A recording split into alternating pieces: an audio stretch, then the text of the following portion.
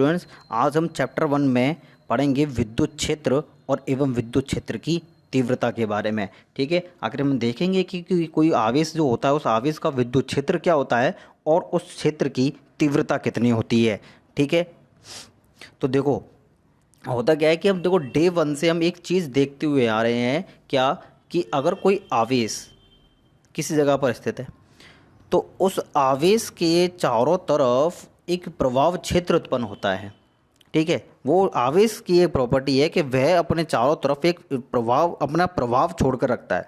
ठीक है, तो उस प्रभाव क्षेत्र में किसी और आवेश के आने पर अगर ये आवेश इसके प्रभाव क्षेत्र में एंटर करता है तो इस आवेश के ऊपर, यानी ये जो आवेश है, ये जो बाहर से जो आवेश आ रहा है इस क्षेत्र में, तो इस आवेश के ऊपर ना एक बल अनुभव किया जाएगा। यानी ये आवेश जो है एक बल अनुभव करेगा कि जब ये इसके अंदर एंटर कर रहा है तो इसको फील होगा कि मुझ पर कोई बल लगाया जा रहा है। ठीक है, तो हम क्या कहते हैं कि जब कोई भी आवेश स्थिर होता है तो उस स्थिर आवेश के चारों तरफ का जो प्रभाव क्षेत्र होता है जिसमें किसी और अन्य आवेश के आने पर उस आवेश के द्वारा क्या किया जाता है, बल का अनुभव किया जाता है, तो उतने प्रभाव क्षेत्र में, जितने प्रभाव क्षेत्र में बल का अनुभव किया जाएगा उस प्रभाव क्षेत्र को हम क्या कहते हैं, विद्युत क्षेत्र कहते हैं। यानी इस आवेश का जो प्रभाव जितने क्षेत्र में होगा उतना क्षेत्र क्या कहलाएगा, विद्युत क्षेत्र कहलाएगा। किसका, इस आवेश का। ठीक है, चलिए जरा हम इसकी डिफाइन देखते हैं।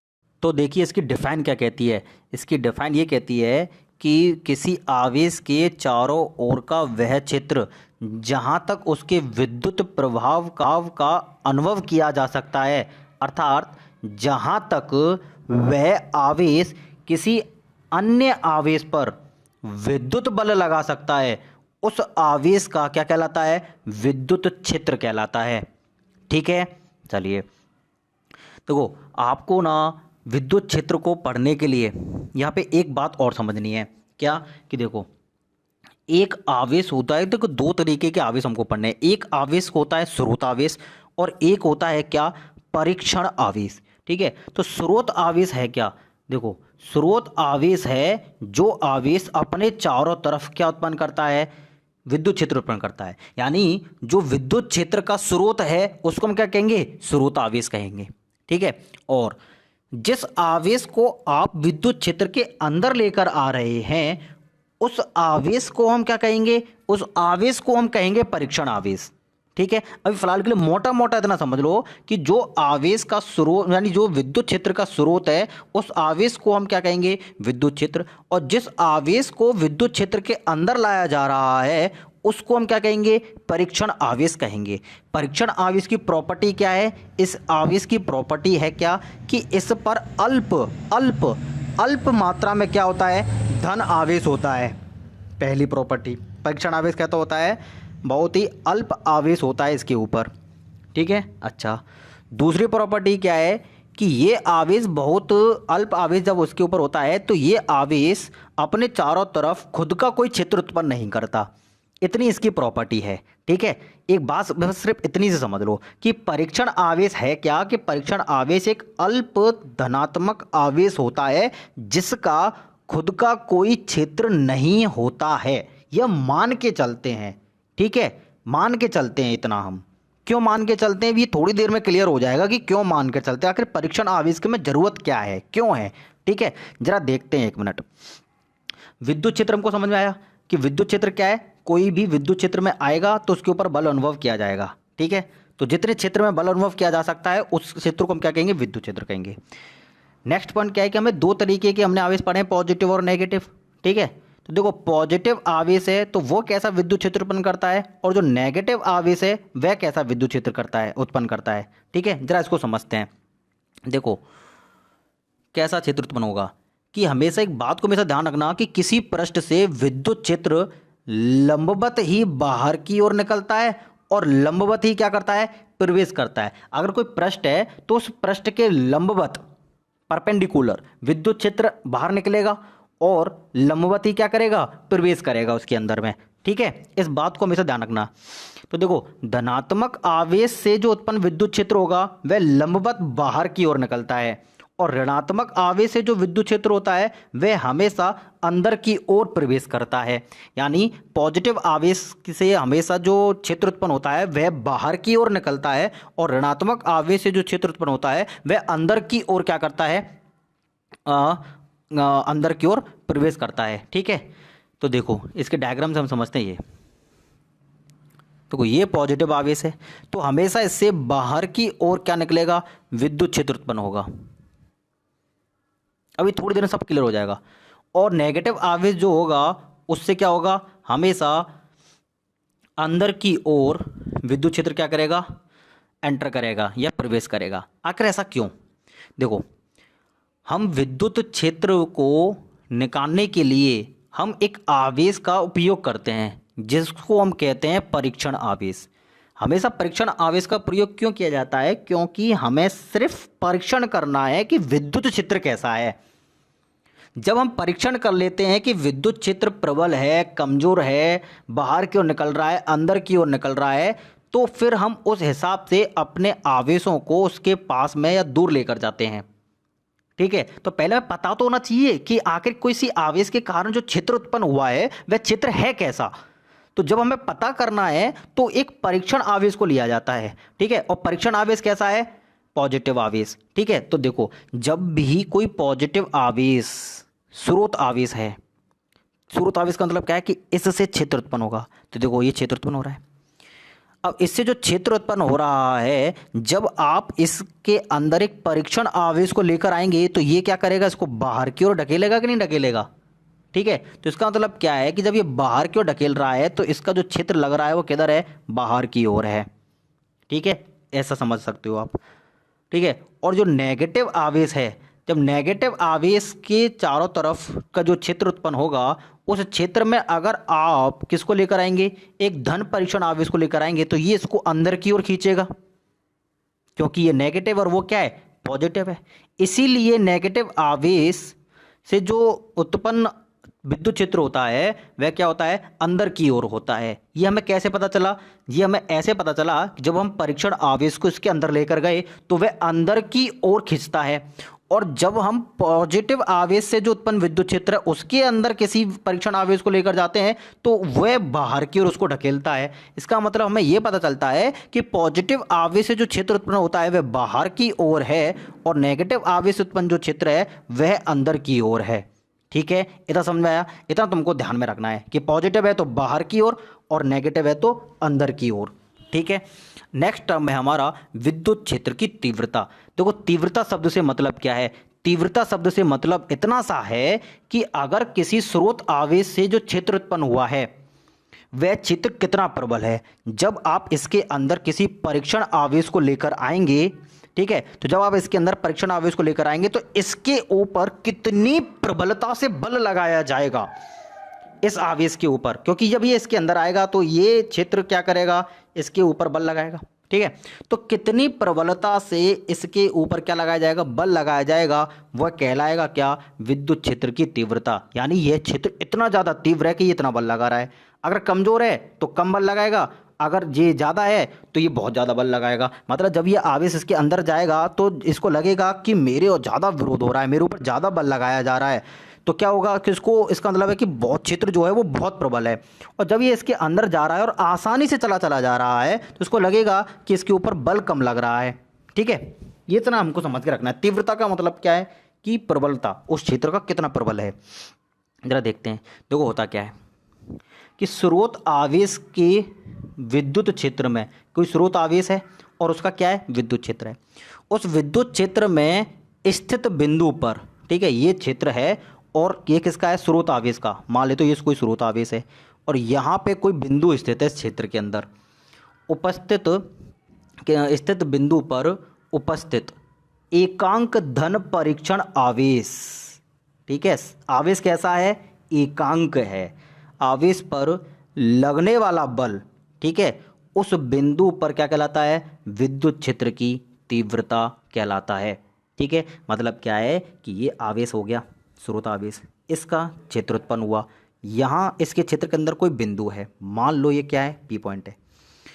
इस बिंदु पर कोई धन परीक्षण आवेश, यानी यहाँ पे कोई क्यू नॉट है, इसको हम लेकर आए कहाँ पे, इसके अंदर, यहाँ पे लाके हमने क्या कर दिया, इसको रख दिया, तो इस बिंदु पर उपस्थित हो गया क्या, धन परीक्षण आवेश। ठीक है, तो इस धन परीक्षण आवेश के एकांक एकांक आवेश पर जितना बल लगेगा वह बल क्या कहलाएगा, उस विद्युत क्षेत्र की तीव्रता कहलाएगा। ध्यान रखना है कि जो आवेश आप अंदर लेकर आ रहे हैं वह सभी आवेश नहीं ले रहा, हम क्या ले रहे हैं, आवेश का एकांक ले रहे हैं। एकांक आवेश पर लगने वाला बल क्या कहलाता है, विद्युत क्षेत्र की तीव्रता कहलाता है।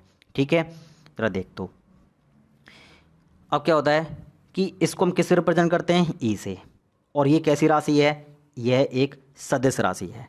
ठीक है, एक डायग्राम देखते हैं हम इसका।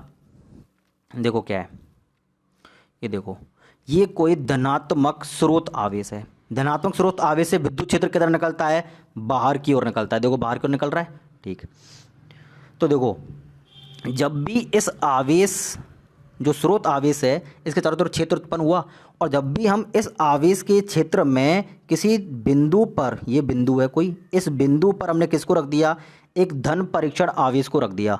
ठीक है, जो कि इससे कितनी दूरी पर है, मान लो स्मॉल आर दूरी पर है।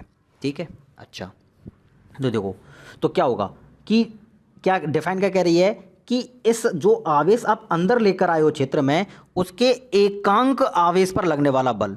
तो पहले तो आप ये मालूम करो कि इन दोनों आवेशों के मध्य बल कितना लग रहा है। सिंपल सा, तो हमें पता है कि कूलाम के नियम से जब दो बल एक दूसरे के समीप हो तो उनके ऊपर एक कूलाम का बल लगता है। मतलब कूलाम के नियम से हमें क्या मालूम है कि दो आवेश जब एक दूसरे के नज़दीक स्थित होते हैं तो उनके ऊपर एक विद्युत बल कार्य करता है, जिसको हम किससे लिखते हैं, एफ से।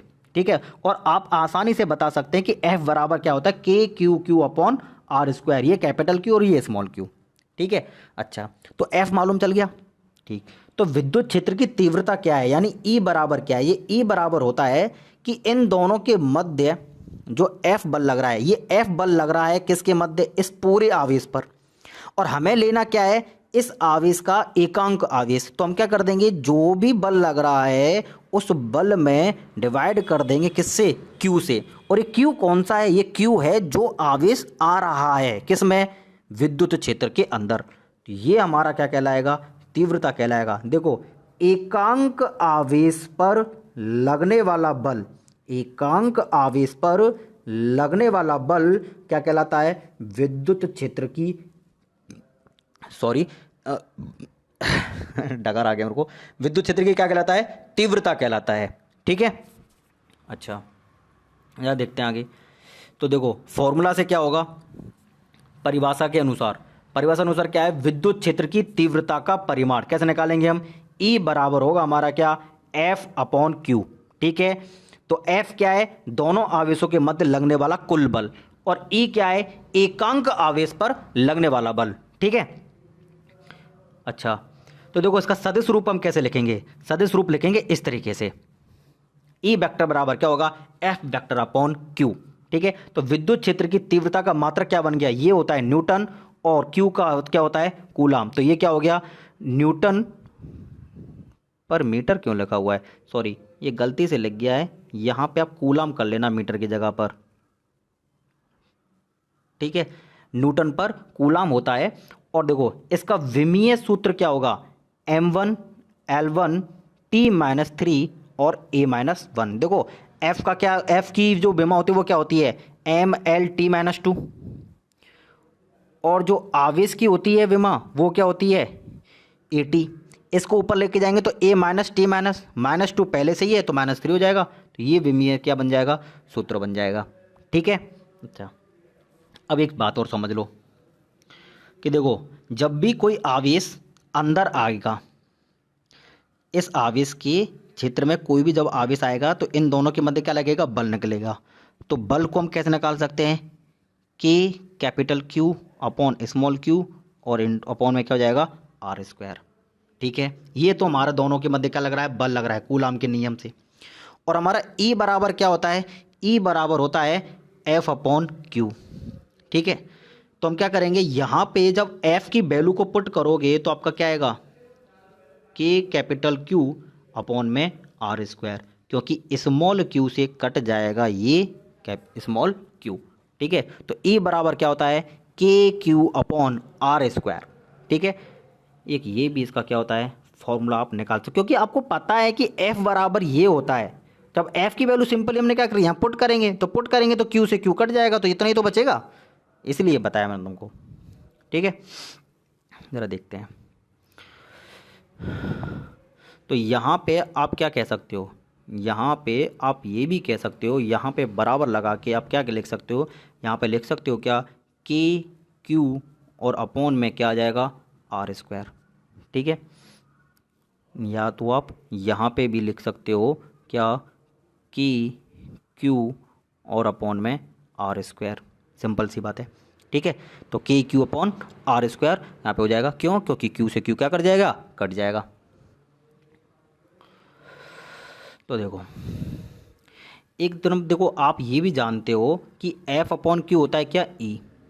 अगर आपको ई दिया है और क्यू दिया है तो आप एफ निकाल सकते हो, एफ बराबर क्या हो जाएगा, क्यू इंटू ई, सिंपल सा है। तो देखो यहाँ पे लिखा हुआ है कि किसी स्रोत आवेश के विद्युत क्षेत्र में, विद्युत क्षेत्र यानी ई में, अन्य परीक्षण आवेश क्यू को लाने में उसके ऊपर लगने वाला विद्युत बल को निम्न प्रकार ज्ञात किया जा सकता है। मतलब ये क्या कहना चाह रहा है, देखो कोई आवेश क्यू बाहर है, इसको जब इसके अंदर लेकर आएंगे, मान लो ये ई विद्युत क्षेत्र लगा हुआ है इसके अंदर, तो इसको अंदर लाने में कितना बल लगेगा इसके ऊपर, ये हम कैसे पता कर सकते हैं कि हमें पता है कि विद्युत क्षेत्र कितना लग रहा है, ई लग रहा है, और आवेश जिसको लाया जा रहा है वह कितना है, वह क्यू है, तो बल कितना लगेगा, एफ बराबर क्यू इंटू ई, सिंपल है, क्योंकि आप जानते हो कि ई बराबर क्या है, एफ अपॉन क्यू। ठीक है, अभी तक तो आज तक के लिए हम क्या करते हैं, इतना रखते हैं। नेक्स्ट क्लास में हम क्या देखेंगे, नेक्स्ट क्लास में हम देखेंगे बिंदु आवेश के कारण विद्युत क्षेत्र की तीव्रता।